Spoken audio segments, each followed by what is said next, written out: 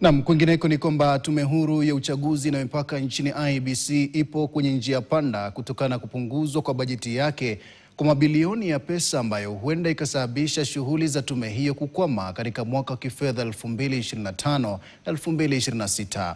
Ripoti ya mdhibiti wa bajeti Margaret Nyakango inasema kwamba IEBC ilikosa kuwafikia matakwa yake kama vile kusajili wapiga kura na kuhakikisha kwamba mipaka inaangaziwa upya.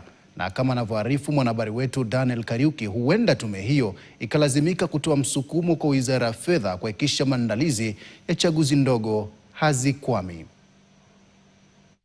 Tume ya uchaguzi na mipaka nchini IEBC ilikuwa hapo awali imetengewa shilingi bilioni 3.76 ikilinganishwa na shilingi bilioni 4.78 kwenye mwaka wa kifedha wa 2023 na 24. Kulingana na ripoti ya mdhibiti wa bajeti Margaret Nyakango, upungufu wa shilingi milioni 960 kwa tume hiyo umekwamiza shughuli nyingi. Margaret Nyakango asema nikinukuu, utenda kazi wa tume ulikuwa mbaya mwaka wa kifedha wa 2024-25.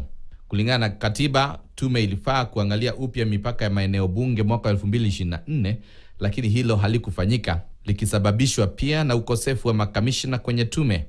Hali huenda mwaka huu wa kifedha ikawa mbaya zaidi, kwani tume hiyo imetenga shilingi bilioni 61 kwenye mwaka wa kifedha wa 2025-26, ikipania kuendeleza usajili wa wapiga kura, kununua mitambo mipya kwa uchaguzi wa mwaka 2027. Bajeti hii ikiwa ni ya miaka mitatu ijayo. Hata hivyo, bajeti hii kulingana na Wizara ya Fedha haijatiliwa maanani. Waziri wa Fedha John Mbadi tayari ameonya ukosefu wa fedha kwa tume. We are going to ask IEBC questions. There are things that you buy and you don't dispose immediately.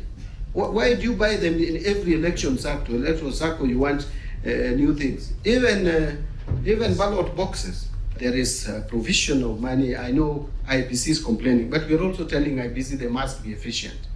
The cost of election in this country is too high.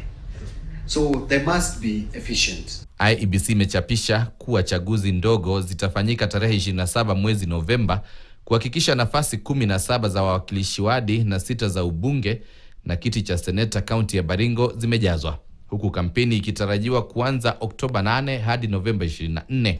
Daniel Kariuki, KTN. Naam, tusonge mbele. Kiwango cha maji cha ziwa